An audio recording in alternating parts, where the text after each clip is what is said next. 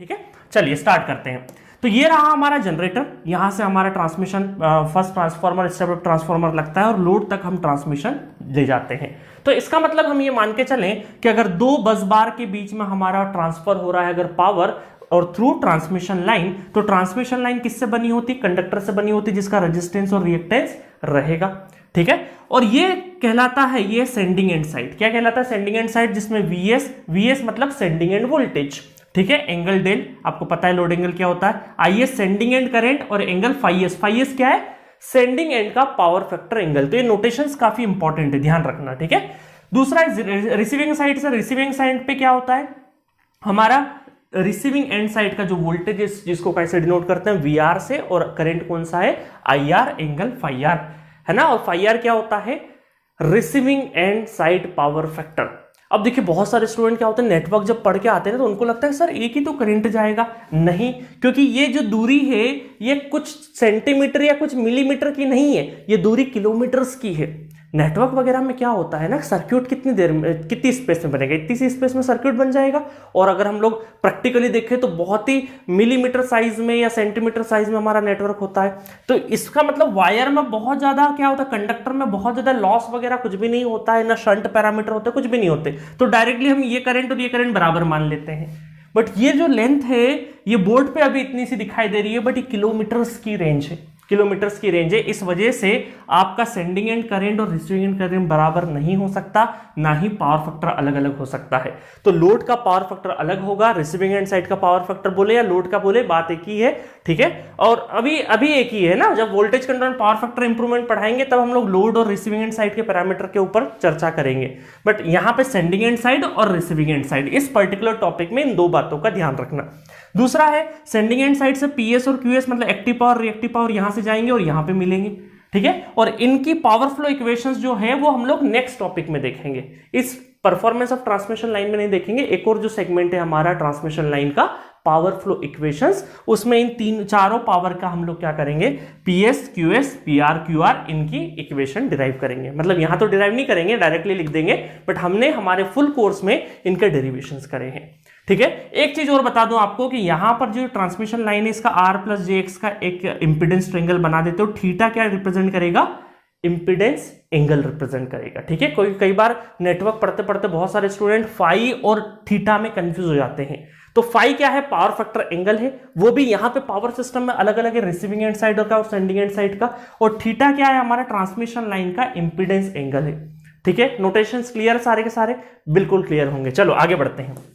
फिर क्या करा हमने, इस ट्रांसमिशन लाइन को एनालिसिस करने के लिए क्या किया, क्लासिफिकेशन किए, और 3 क्लासिफिकेशन किए, शॉर्ट ट्रांसमिशन लाइन, मीडियम और लॉन्ग ट्रांसमिशन लाइन, ठीक है। और ये डिस्टेंस टू डिस्टेंस अलग अलग एनालिसिस किया। क्यों किया हम लोगों ने? मैंने याद है चाय वाला एग्जांपल दिया था कि मान लो हमको घर से निकलना है थोड़ी दूरी पे, तो हम क्या क्रेडिट कार्ड लेके थोड़ी चाय पीने जाएंगे, 10-20 रुपए 15 रुपए लेके चले जाएंगे।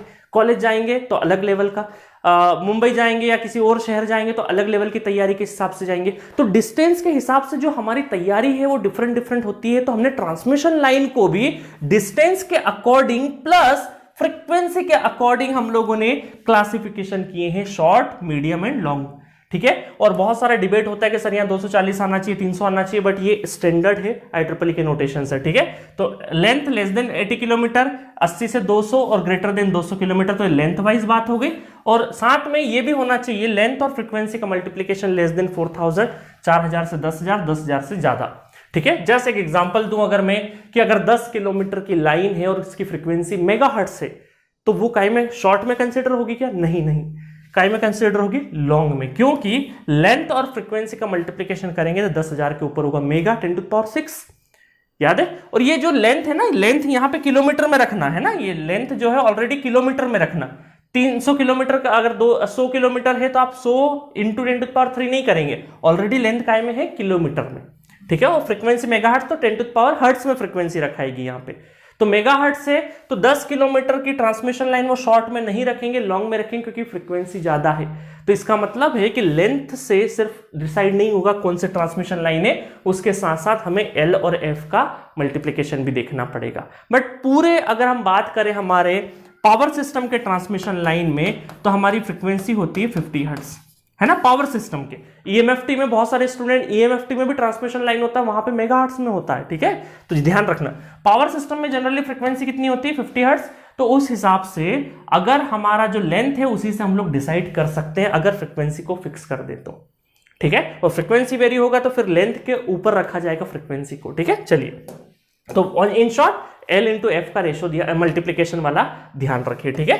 चलो, तो ये 3 क्लासिफिकेशन हमने किए हैं डिटेल वर्जन में। अच्छा, अब क्या किया हम लोगों ने, इस सेंडिंग एंड और रिसीविंग एंड साइड की ट्रांसमिशन लाइन को कैसे डिनोट कर दिया हम लोगों ने, पैरामीटर से, जिसको बोलते हैं transmission line parameter, ABCD parameter, ठीक है। और 2 पोर्ट और ट्रांसमिशन लाइन के 2 पोर्ट पैरामीटर में थोड़ा सा अंतर है, ठीक है, ध्यान रखना यहाँ पे। चलो, तो यहाँ पे हम ये बोलेंगे कि ये ABCD पैरामीटर है सेंडिंग एंड और रिसीविंग एंड साइड के, और यहां से हम ये बोल सकते हैं कि ये क्या होंगे हमारे VS IS और ABCD ABCD, और यहां पे VR और IR। याद है आपको नेटवर्क थ्योरी में हमने क्या किया था, यहां पे क्या किया था, माइनस साइन लगा था, क्योंकि वो पोर्ट के अंदर जा रहा था करंट। बट इस बार नहीं, इस बार हमारा करंट तो लोड साइड ही जा रहा है, इस वजह से डायरेक्शन नहीं बदलेंगे। नेटवर्क थ्योरी में डायरेक्शन बदलते हैं, इस वजह से यहां पे माइनस आता है, पावर सिस्टम में माइनस नहीं आता है, तो इस वजह से यहां पर भी प्लस रहेगा पावर सिस्टम में, ठीक है, समझ गए, क्लियर है इतनी बातें। चलो आगे बढ़ते हैं, फटाफट बढ़ते हैं आगे। परफॉर्मेंस ऑफ ट्रांसमिशन लाइन में 2 चीजें होती है, voltage regulation and losses, efficiency, sorry not losses, efficiency. Voltage regulation and efficiency. Efficiency का मतलब है output upon output plus losses. इसके 3 फॉर्मूले और लिख सकते हैं, इनपुट वाले फॉर्म में भी लिख सकते हैं, जो कि आपको पता है, बट मैंने एक ही फॉर्मूला लिखा है, ठीक है। चलो नेक्स्ट चलते हैं, वोल्टेज रेगुलेशन बहुत इंपॉर्टेंट है। Voltage regulation VNL minus VFL, no load minus full load divided by rated. शुरुआत में रेटेड लिखेंगे, और रेटेड हमारा ट्रांसमिशन लाइन में क्या होता है, फुल लोड ही होता है, ठीक है। देखिए, परफॉर्मेंस ऑफ लाइन में, ट्रांसमिशन लाइन में जितने भी न्यूमेरिकल करेंगे, end of the day numerical में ज्यादातर हम लोग इफिशिएंसी, वोल्टेज रेगुलेशन क्या है, इस बारे में चर्चा करते हैं। और आप बुक्स में देखोगे तो स्टैंडर्ड किताबों में सब जगह जो न्यूमेरिकल कराए गए उसमें वोल्टेज रेगुलेशन और इफिशिएंसी पूछी आपसे, ठीक है। गेट में थोड़ा सा ऐसा होता है कि डायरेक्टली वोल्टेज रेगुलेशन इफिशिएंसी नहीं पूछते, कुछ और पूछ लेते हैं, कभी कुछ और मिक्सिंग कर देते हैं, ठीक है। वो कैसे होगा, सारे टाइप के न्यूमेरिकल, सारी वैरायटी के न्यूमेरिकल हम लोग यहाँ पे करने वाले हैं, ठीक है। चलो, ये वोल्टेज रेगुलेशन का, ये हम लोग अगर बात करें, ये कौन कौन से वोल्टेज ड्रॉप के सेगमेंट में लिखना हो तो वोल्टेज ड्रॉप के सेगमेंट में ये देखो, यहाँ पे हम ये बोल सकते हैं, यहाँ पे ये VX और VR और VX, voltage drop across resistance और वोल्टेज ड्रॉप अक्रॉस रिएक्टेंस, ठीक है। तो ये वोल्टेज की टर्म में हमने डेरिवेशन भी किया है ना, हमारे फुल कोर्स में, ये फॉर्मूला भी ध्यान रख लेना। अच्छा, यहाँ 2 साइन होते हैं, प्लस फॉर लैगिंग और माइनस फॉर लीडिंग, ठीक है। वोल्टेज रेगुलेशन के 2 हिस्से होते हैं, मैक्सिमम वोल्टेज रेगुलेशन और जीरो वोल्टेज रेगुलेशन। ये हम लोगों ने मशीन के अंदर ट्रांसफॉर्मर वाले टॉपिक में maximum voltage regulation, zero voltage regulation देखा था, याद है। ऐसा हम सिंक्रोनस मशीन में भी देखते हैं। तो यहां पर थोड़ा सा डिफरेंट है, पावर सिस्टम में हमको दूसरे पैरामीटर पे कमेंट करना होता है, चीजें वही है, बट हमें देखना दूसरा, कंडीशन दूसरी हो जाती है यहाँ पे। तो यहां पे एट लेगिंग पावर फैक्टर पे मैक्सिमम वोल्टेज रेगुलेशन आता है, आप सबको पता है, और थीटा इक्वल टू 5। थीटा क्या है, हमारा ट्रांसमिशन लाइन का जो इंपीडेंस है उसका एंगल, और ये क्या है, हमारा पावर फैक्टर एंगल, ठीक है। और कहां पे, रिसीविंग एंड साइड का पावर फैक्टर, और ये हमारा क्या हो जाएगा, लीडिंग पावर फैक्टर पे कब आएगा, जीरो वोल्टेज रेगुलेशन का पाएगा, लीडिंग पावर फैक्टर पे आएगा theta plus 5 equal to 90 degree. ये 2 कंडीशन ध्यान रखना। याद है आपको, ट्रांसफॉर्मर में हम लोगों ने ऐसे कंडीशन याद नहीं रहे। ट्रांसफॉर्मर में हम लोगों ने tan theta equal to tan phi equal to R/X या X/R के रेशो में याद रखा था, बट यहां पे डिफरेंट तरीके से याद रखना है, क्योंकि ये पावर सिस्टम की डिमांड है, ठीक है। अल्टीमेटली है दोनों चीजें वही, बस यहां पे ट्रांसमिशन लाइन का करेंगे, वहां पे हम लोग ट्रांसफॉर्मर का करते हैं, ठीक है। चलो, तो ये 2 पैरामीटर हमें निकालने। अच्छा, ये सार्थक, ये जब न्यूमेरिकल करेंगे तो बहुत अच्छे से और फॉर्मूले समझ में आएंगे, ठीक है। और जो लोग फुल कोर्स पढ़े होंगे तो सारा चीज एकदम टिप पे आपको सारी चीजें होगी, और दिमाग के अंदर इस लेक्चर के बाद सारी चीजें एक साथ आपको दिखने लगेगी ट्रांसमिशन की, ठीक है।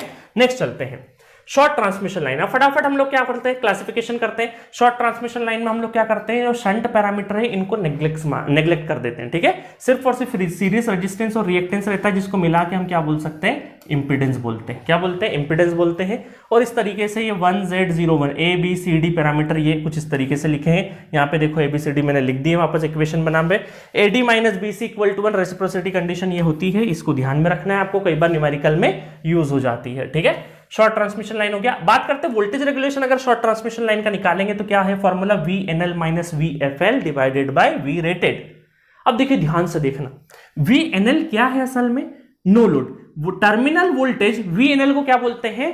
रिसीविंग एंड साइड का टर्मिनल वोल्टेज जब IR इक्वल टू 0 हो जाए, जब IR इक्वल टू 0 हो जाए। तो VNL when IR equal to 0, receiving end side का करंट 0 है, रिसीविंग एंड साइड का वोल्टेज 0, करंट 0 होने का मतलब क्या है? इसका मतलब है ओपन सर्किट, ओपन सर्किट हो जाना, है ना, ओपन सर्किट हो जाना।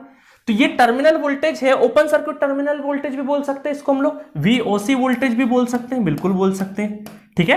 तो रिसीविंग एंड साइड का terminal voltage when IR equal to 0, ठीक है, तो उसको बोलते हैं VNL। और देखो यहां पर आप देखोगे, यहां पे तो हम ये बोल सकते हैं कि असल में जो हमारा ये अभी यहां पे एक काम करो, ये अभी यहां पे नहीं लिख रहा हूं मैं, ठीक है, छोड़ दो थोड़ी देर के लिए। अब मान लो ये इक्वेशन उठाता हूं मैं, VS equal to A VR plus B IR, इस इक्वेशन में, पर्टिकुलर इक्वेशन में B और IR क्या है? 0 है। ये IR अगर 0 यहां पे लगा दूं तो देखो इस इक्वेशन को क्या बोलेंगे हम लोग, जब IR इक्वल टू 0 कर दिया और VR है क्या असल में? ये वही टर्मिनल वोल्टेज ही तो है। तो अब इस टर्मिनल वोल्टेज को VR को ना लिखते हुए उसको इसकी जगह VNL लिख सकता हूं, बिल्कुल लिख सकते हैं, है ना, क्योंकि असल में VNL है क्या? Terminal voltage. IR को 0 कर दो तो वही टर्मिनल वोल्टेज है। तो IR अगर 0 है, रिसीविंग एंड साइड का करंट 0 है, तो VR और हमारा VNL, VR और VNL क्या है? बराबर है। इस वजह से मैंने यहां पे क्या लिख दिया था, ये इक्वल टू किसके होता है? VR के इक्वल हो जाता है, ठीक है। अब देखो यहां पे तो VR इक्वल टू VNL कर देंगे तो यहां पे VS डिवाइडेड बाय A हो जाएगा, और यहां पे VNL की जगह हम लोग VS डिवाइडेड बाय A रख देंगे, सारा मैग्नीट्यूड रखते हैं ना यहां पे। चलो अच्छा, शॉर्ट ट्रांसमिशन लाइन के लिए A क्या होता है? देखो A कितना निकाला हमने? 1। तो A अगर 1 है तो क्या हो जाएगा? VS minus VR divided by VR। But ये फॉर्मूला डायरेक्टली स्टूडेंट रट लेते हैं, ये सिर्फ और सिर्फ शॉर्ट ट्रांसमिशन लाइन के लिए है, ठीक है, ध्यान रखना इस चीज का। समझ में आया? तो ये कॉन्सेप्ट बहुत इंपॉर्टेंट था। अब हर जगह पे क्या करेंगे? VNL, क्योंकि हर बार A इक्वल टू 1 नहीं होगा। हमें पता है कि ज्यादातर केसेस में A क्या होता है हमारा? 1 या 1 से कम ही होगा। तो इसका मतलब है कि हमें कई बार ऐसे क्वेश्चन आएंगे जहां पे सेंडिंग एंड वोल्टेज, ये वाला VNL जो वोल्टेज है ना, वो ज्यादा आएगा, ठीक है। चलो नेक्स्ट बात करें अगर एफिशिएंसी की, तो एफिशिएंसी की अगर मुझे बात करना तो लॉस किस में जाएगा? सिर्फ और सिर्फ रेजिस्टेंस में। तो यहां पे ये लिख सकते हैं efficiency equal to output upon output plus losses. और आउटपुट क्या है? VR IR cos phi r। अगर सपोज करो ये आपने 3 फेज में लिखा है, ये 3 फेज में अगर पावर लिखा है तो हमें यहां पे I² R के साथ में 3 का मल्टीप्लाई करना पड़ेगा। अगर आपने ये जो पावर क्या है VI cos phi क्या है? एक्टिव पावर ही तो है। अगर आपने पावर 3 फेज का लिया है तो इसका मतलब आपको लॉस भी 3 टाइम मल्टीप्लाई करना पड़ेंगे, तभी इफिशियंसी का रेशो करेक्ट आएगा। अगर पावर आपने पर फेस का ले लिया है तो यहां पे 3 मत लगा दीजिएगा उस कंडीशन में, ठीक है, बाकी सब चीज नॉर्मल है। चलो तो इस तरीके से हमारा क्या हो गया? Short transmission line. इसका फेजर भी बनता है, फेजर डायग्राम भी बनता है, बट आपको फेजर क्या ही बताऊं, या चलो जल्दी फटाफट बनाना हो तो बना सकते हो फेजर। देखो फेजर में क्या करते हैं हम लोग, ये रिसीविंग एंड साइड का VR, ये सेंडिंग एंड साइड का IR, ठीक है, और फिर ड्रॉप अगर मैं देखूंगा तो ये हो जाएगा IR इंटू R ड्रॉप, और फिर यहाँ पे JIR इंटू X, ठीक है, और ये फिर मिल जाएगा क्या? VS, और ये इस एंगल को क्या बोलते हैं? दोनों के बीच के एंगल को डेल बोलते हैं, है ना। VR और VS के एंगल को बोलते हैं लोड एंगल, और इन दोनों का एंगल कितना हो जाएगा? ये हमारा phi r हो जाएगा। और हमें पता है मैग्नीट्यूड वाइज तो क्या है? IR और IS शॉर्ट ट्रांसमिशन लाइन में बराबर है, तो इसका मतलब है कि ये वाला जो एंगल है VS और IS के बीच का जो एंगल है दैट इज phi s, ठीक है। तो इस तरीके से पूरा एक फेजर डायग्राम बनता है। इसके ऊपर न्यूमेरिकल भी हम लोगों ने बहुत सारे किए हैं, ठीक है। चलो आपको पता होना चाहिए शॉर्ट का बहुत, बाकी आपको मीडियम या लॉन्ग ट्रांसमिशन लाइन के डेरिवेशन की बहुत ज्यादा रिक्वायरमेंट नहीं है। खैर डेरिवेशन की तो गेट एग्जामिनेशन में किसी की भी रिक्वायरमेंट नहीं है, बट उनके जो कंक्लूजन है वो बहुत अच्छे से पता होने चाहिए, और खासकर फेजर शॉर्ट ट्रांसमिशन लाइन का बहुत इंपॉर्टेंट है।